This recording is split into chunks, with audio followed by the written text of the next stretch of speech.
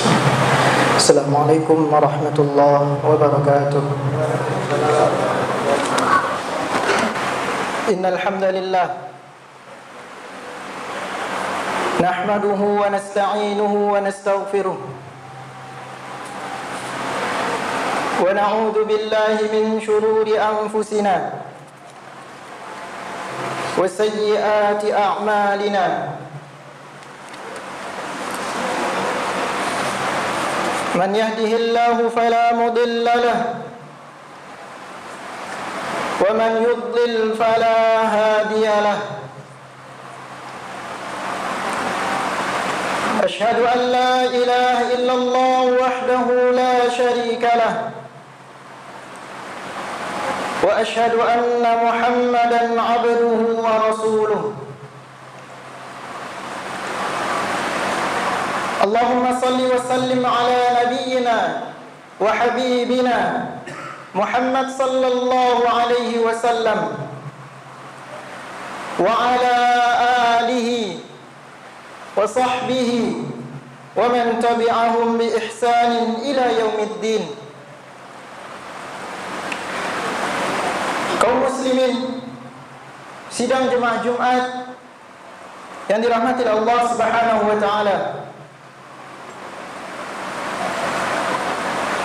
Pesan pertama dan merupakan yang paling utama dari setiap khatib di atas mimbar adalah pesan akan ketakwaan. Hendaklah setiap kaum muslimin meningkatkan ketakwaannya kepada Allah Subhanahu wa taala.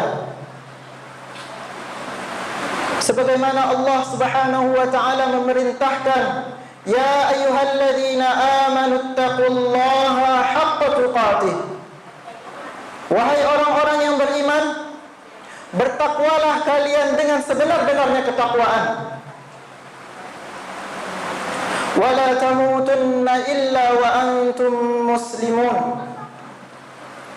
Dan janganlah kalian mati melainkan dalam keadaan muslim. Selalu diulang-ulang oleh para khatib di atas mimbar-mimbar mereka. Berpuluh-puluh kali kita mendengarnya, dari awal akil balik, atau bahkan ada yang sejak kecil dia mendengarkan pesan ketakwaan. Bagi yang sering menghadiri seminar-seminar keagamaan, maka pesan ketakwaan itu bisa 2 sampai 3 kali dia dengarkan dalam sepekan. Akan tetapi ikhwatul Islam, terkadang pesan ketakwaan itu hanyalah tinggal pesan. Benar kata Ibn al-Qayyim rahimahullahu ta'ala, ketika Allah Subhanahu wa ta'ala menyebutkan dalam firman-Nya, inna fi dzalika ladzikra liman kana lahu qalbun aw alqa as-sam'a wa huwa shahid. Sesungguhnya yang demikian itu, pesan dari awal surat Qaf akan menjadi zikra, peringatan bagi kalian. Liman kana lahu qalbun, bagi mereka yang memiliki hati. Au alqas sam'a, atau dia benar-benar mendengarkannya. Wa huwa syahid, dan memang mereka menyaksikannya. 3 rukun ini umatul Islam harus hadir ketika ayat-ayat Allah itu disampaikan. Maka jangan heran umatul Islam, jika pesan ketakwaan itu disampaikan, hati mereka lalai, maka takwa itu tidak akan pernah masuk ke dalam jiwanya. Lalai dalam bentuk apa? Bisa jadi ketika pesan ketakwaan itu disampaikan, dia sibuk dengan HP-nya. Atau sebagian kaum muslimin ketika mendengarkan salat Jumat, ketika khutbah disampaikan, dia tidur. Maka pesan ketakwaan itu akan lewat begitu saja. Terlebih lagi banyak banyak di antara kaum muslimin tidak mengerti apa itu takwa. Ketika disampaikan kepada mereka, bertakwalah kepada Allah, mungkin di dalam benak mereka, apa itu takwa?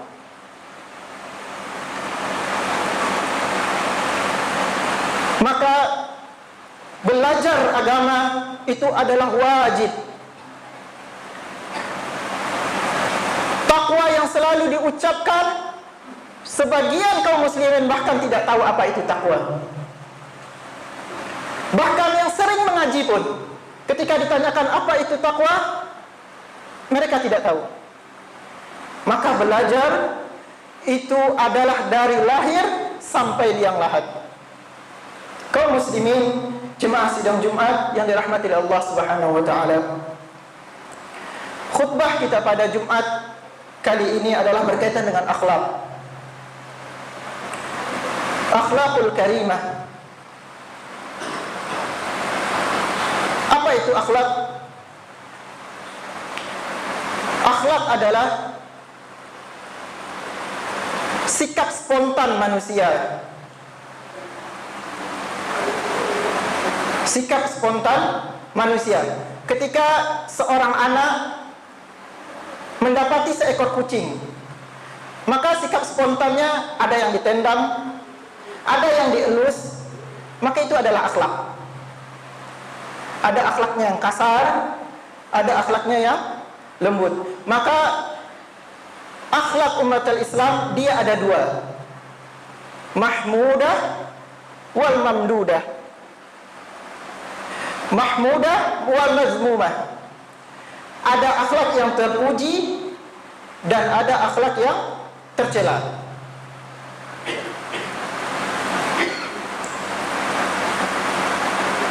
Akhlak ini umat Islam, dia adalah poin yang sangat penting dalam agama kita.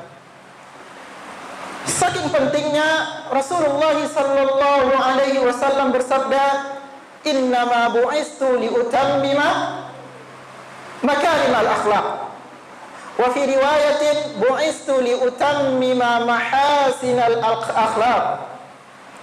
Sesungguhnya aku diutus untuk menyempurnakan akhlak manusia atau untuk membaguskan akhlak manusia. Seolah-olah akhlak itu adalah poin yang paling penting dalam agama kita. Padahal ada yang lebih penting daripada akhlak.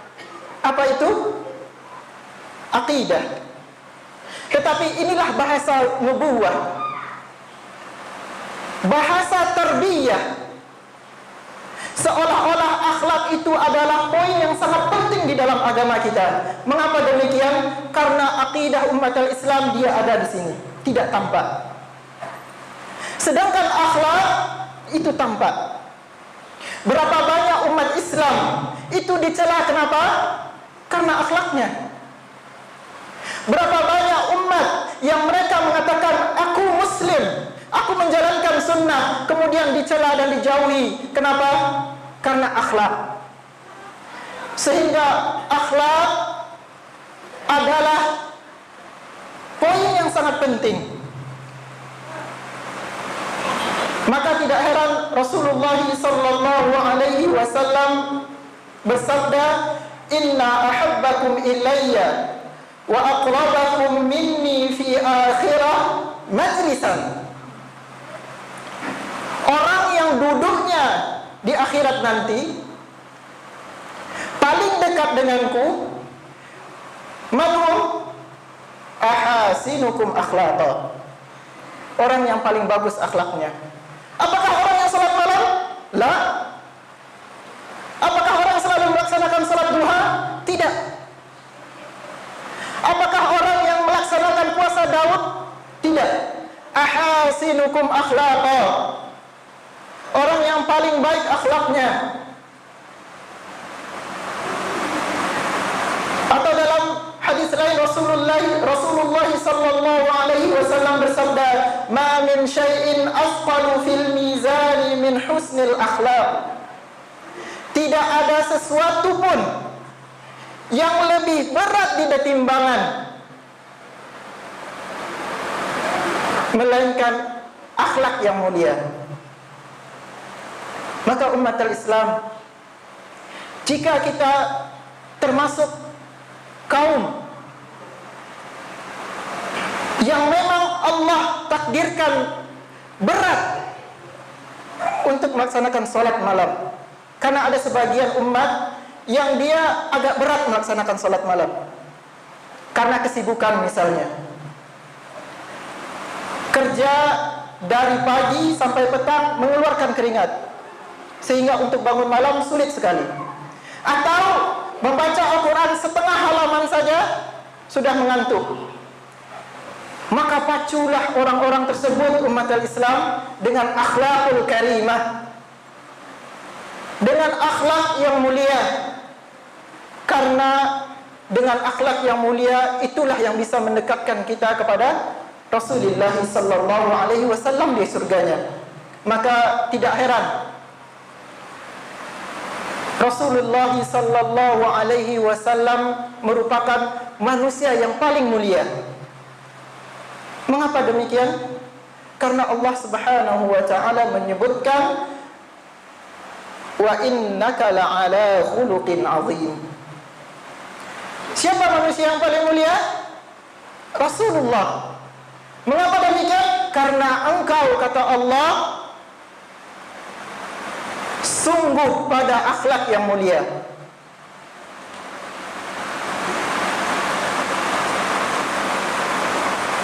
Aisyah radhiyallahu taala anha pernah ditanya tentang bagaimana akhlak Rasulullah sallallahu alaihi wasallam. Apa kata Aisyah? Sesungguhnya akhlak Rasulullah sallallahu alaihi wasallam adalah Al-Quran. Maka sebaik-baik manusia adalah mereka yang memiliki akhlak yang mulia. Dan ketahuilah, akhlak yang mulia disebutkan oleh para ulama, salah satu ciri orang yang memiliki akhlak yang mulia adalah orang yang memiliki rasa malu. Al-haya, rasa malu. Yang mana rasa malu ini umat Islam sudah mulai terkikis, bahkan banyak yang habis.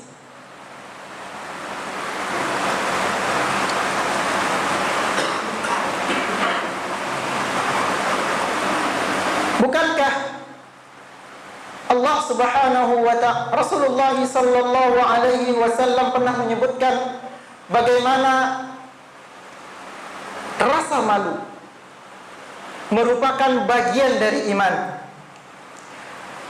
Rasulullah sallallahu alaihi wasallam bersabda dalam hadis yang sering kita dengar, al-imanu bid'un wa sab'una syu'bah atau bid'un wa sittuna syu'bah.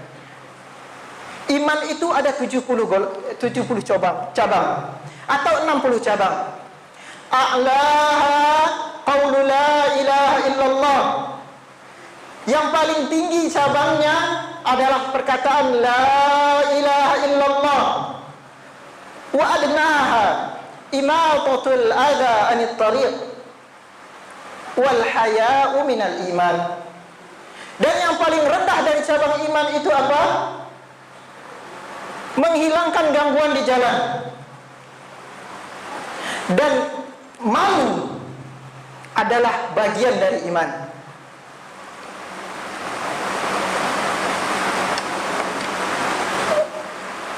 Dalam hadis yang lain Rasulullah sallallahu alaihi wasallam menyebutkan al-haya'u wal imanu qurana. Sesungguhnya rasa malu dan iman adalah dua teman bersaudara. Qurana. Fa idza rufi'a ahaduhuma rufi'a al-akhar. Apabila yang satu hilang, maka yang satunya lagi akan tercabut. Maka itu kita dapatkan. Bukankah Rasulullah sallallahu alaihi wasallam pernah bersabda, "Fa in lam tastahi fasna' ma syi'ta."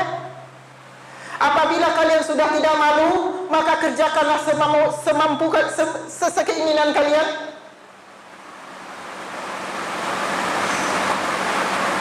Karena memang rasa malu itu umat Islam adalah keimanan. Berapa banyak kaum muslimin pada saat sekarang ini hilang rasa malunya dengan berbagai wasilah. Pada saat sekarang ini ada media sosial, terlebih media yang terbaru sekarang adalah TikTok. Mana rasa malu seorang wanita menampilkan auratnya bergoyang di hadapan khalayak ramai, kemudian nanti disaksikan oleh khalayak ramai? Itu anak-anak kita, itu istri kita, itu kemanakan kita. Al-haya minal iman.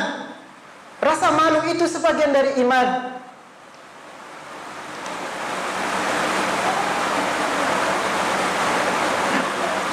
Maka rasa malu itu umat Islam, dia bisa menjauhkan pemiliknya dari perkara-perkara yang dilarang oleh Allah, dan bisa mendekatkan manusianya kepada apa-apa yang diperintahkan oleh Allah. Karena Rasulullah sallallahu alaihi wasallam pernah bersabda, al-haya'u kulluhu khair. Rasa malu itu semuanya baik. Maka khatib berwasiat kepada diri khatib dan kepada kaum muslimin untuk mendidik diri kita, anak kita, saudara kita, istri, untuk memiliki rasa malu. Malu untuk membuka auratnya meskipun masih kecil. Lihat berapa banyak kaum muslimin ketika anaknya hendak pipis, masih kecil, pipis di pinggir jalan. Hal fihil haya? Apakah orang tersebut mengajarkan anaknya rasa malu? Maka ajarkan rasa malu kepada anak kita. Pipis di WC, tutup pintunya. Maka tarbiyah itu ada di pundak kita sebagai kaum Adam. Allah memberikan kita kelebihan bukan dengan sia-sia, tapi di situ ada tanggung jawab yang harus kita pertanggungjawabkan di yaumil akhirah. Aqulu qawli hadha fastaghfirullah li wa lakum wa lisairil muslimina min kulli dhanb innahu huwal ghafurur rahim. Alhamdulillah alladhi arsala rasulahu bil huda wa dinil haqq liyudhhirahu 'ala ad-din kullihi wa kafa billahi shahida. Ashhadu an la ilaha illallah wahdahu la sharika lah wa anna Muhammadan 'abduhu wa rasuluh. Allahumma salli wa sallim ala nabiyyina Muhammad wa ala alihi wa sahbihi ajma'in. Qala Allah ta'ala fil Qur'anil 'azim wal 'asr innal insana lafi khusr illa alladhina amanu wa 'amilus salihat wa tawasaw bil haqq wa tawasaw bis sabr. Al haya'u kulluha khair. Rasa malu itu semuanya baik. Kemudian mungkin ada yang bertanya, lalu bagaimana dengan orang yang misalnya dia malu untuk mendapatkan haknya? Maka khatib menyampaikan kembali hadis Rasulullah sallallahu alaihi wasallam, al-haya'u kulluha khair. Rasa malu itu semuanya baik. Lalu bagaimana dengan perkataan Mujahid, muridnya Ibnu Abbas, ketika beliau menyebutkan lan yanalal ilma al-mustahin wal mustakbir. Tidak akan pernah mendapatkan ilmu orang yang mustahin. Mustahin itu adalah orang yang malu. Dan orang mustakbir, dan orang yang sombong. Ketahuilah, perkataan itu memiliki tafsir. Al-mustahin di sini maksudnya adalah rasa malu yang dilapisi, yang terselubung di dalamnya rasa-rasa kibir, rasa sombong. Jika seorang yang sudah tua, umur 60, tidak mau lagi dia belajar membaca Al-Quran alif ba ta. Bapak tidak ngaji, Pak, tidak belajar baca Al-Quran, wak lah tu. Ba'alo kamu ngaji wak lah tu. Lihat, ilmunya membawa dia kepada kesombongan. Umurnya membawa dia kepada kesombongan. Bukankah sombong itu batarul haq wa ghamtun nas? Menolak kebaikan dan merendahkan manusia. Dia menyangka bahwasanya yang belajar itu hanya orang yang di bawah, yang hanya anak-anak sekecil ini. Seolah-olah ilmu alif ba ta itu tidak layak untuk dirinya. Itu adalah sombong.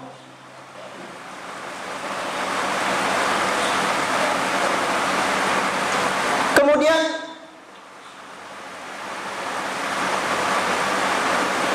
ada lagi orang yang mengatakan, kenapa kamu tidak mau belajar menuntut ilmu bersama orang tersebut? Ba'alo kabar aja. Inyo saya kerajaannya mau dia Tuhan. Lihat, kesombongan menutup dirinya dari kebenaran. Bukankah kesombongan, khatib ulangi lagi, batarul haq wa ghamtun nas, menolak kebenaran dan merendahkan manusia. Maka kita belajar, meskipun sudah sebesar ini kata kita, untuk selalu menanamkan pada diri kita apa-apa yang memang kita butuhkan. Terlebih lagi berkaitan dengan ilmu akhirat. Khatib terkadang merasa heran dengan beberapa orang umur sudah 40, tapi dia masih mau belajar Microsoft Word. Bapak belajar itu, Pak, kok Pak Guno dah, Pak? Tapi ketika mau belajar alif ba ta, bukankah Microsoft Word itu adalah bagian terendah dari belajar komputer? Dan alif ba ta ini akan menjadikan kalian kekal di surganya kelak.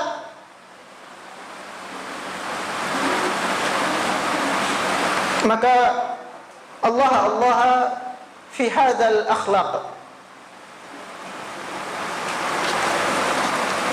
Selanjutnya, marilah kita bersalawat kepada Nabi kita Muhammad sallallahu alaihi wasallam.